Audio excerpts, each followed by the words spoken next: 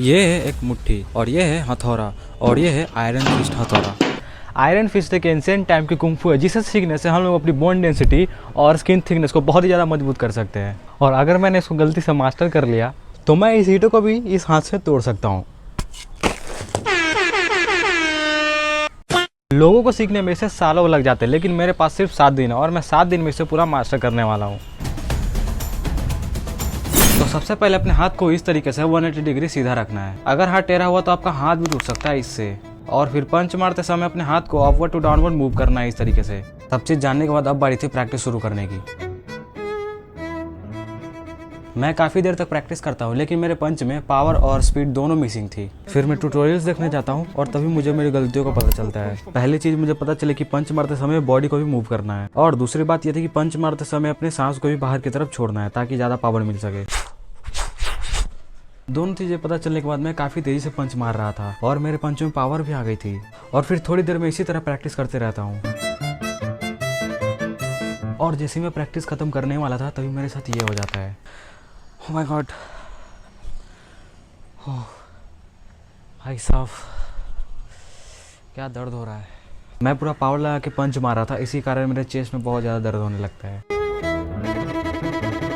तो आज हम लोग करने वाले हैं सैंड बकेट की ट्रेनिंग। उसके लिए आपको चाहिए बस एक छोटा सा बकेट और उसमें भरा हुआ चाहिए सैंड। और इस सैंड बकेट में कुछ अपने दोनों हाथों को इस तरीके से मारना होता है। स्टार्टिंग में तो बहुत इजी लग रहा था और मैं इसको बहुत ही आराम से करते जा रहा था, लेकिन भाई मुझे मजा ही नहीं आ रहा था ट्रेनिंग करने में। तो मैं सोचता हूँ कि थोड़ा स्पीड बढ़ा जाए और फिर देखते क्या होता है। और फिर मैं स्पीड बढ़ाता हूँ और थोड़ी ही देर के बाद कुछ ऐसा होता है मेरे साथ। ओके गाइस, तो आप लोग देख सकते हो भाई मेरे दोनों हाथ ही छिल गए।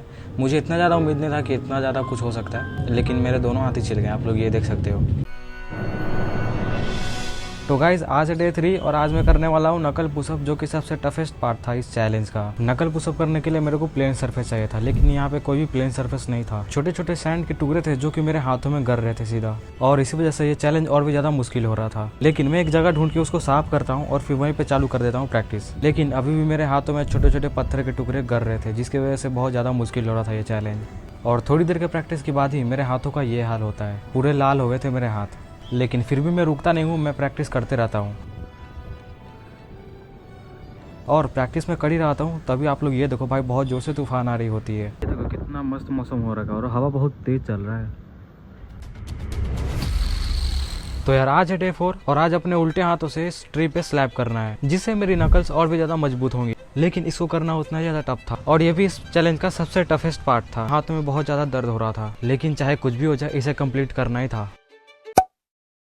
लेकिन 1 घंटे की ट्रेनिंग के बाद मुझे इंस्टेंट रिग्रेट होता है कि मैंने ये क्यों किया। मेरे मिडिल फिंगर की हड्डियों में बहुत ज्यादा दर्द होने लगता है और मुझे डर लग रहा था कि कहीं फ्रैक्चर ना हो मेरे हाथ। फाइनली 2 दिन तक बिना कुछ ट्रेनिंग करे मैं रेस्ट करता हूँ, जिसके बाद मुझे थोड़ा अच्छा फील होता है। और उसके बाद मैं फिर से चला जाता हूँ ट्रेनिंग करने, क्योंकि अभी 2 ट्रेनिंग बाकी थे। ये दोनों ट्रेनिंग मेरे लिए बहुत जरूरी होने वाले थे और खतरनाक भी। मैंने लगभग 5 दिन तक लगातार ट्रेनिंग करने के बाद यहाँ पे पहुंचा हूँ और मैं इसे क्विट नहीं करना चाहता था। और एक तरफ मेरे हाथ भी टूट सकते थे, जिसके कारण मैं कभी वीडियो नहीं बना पाऊंगा।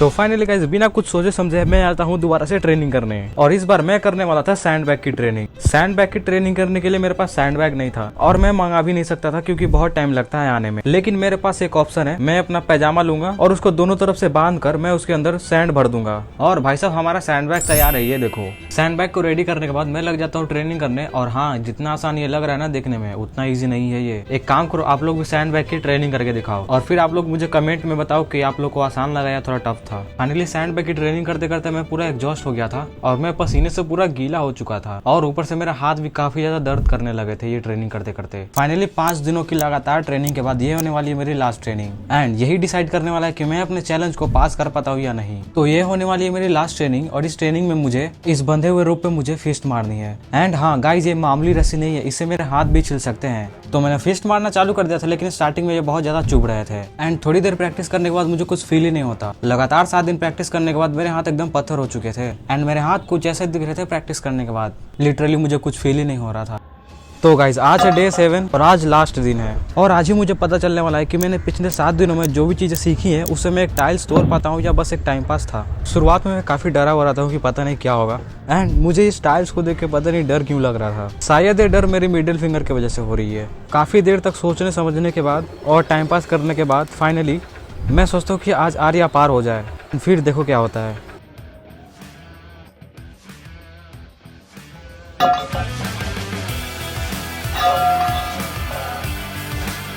फाइनली गाइज मैंने टाइल्स को तोड़ दिया था और मुझे बिल्कुल भी विश्वास नहीं हो रहा था। और इसके बाद तो पूछो मत, हाथ बहुत ज़्यादा दर्द कर रहा था, लेकिन फिर भी मैं बहुत खुश था।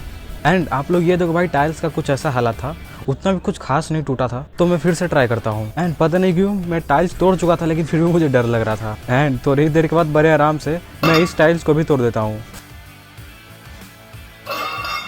फाइनली 7 दिन की मेहनत मेरी कामयाब हो गई। एंड हाँ, आप लोग कमेंट करके जरूर बताना कि आप लोगों ने सैंड बैग ट्राई किया या नहीं। एंड चलो फिर मैं मिलता हूँ अगली वीडियो में, तब तक के लिए बाय बाय।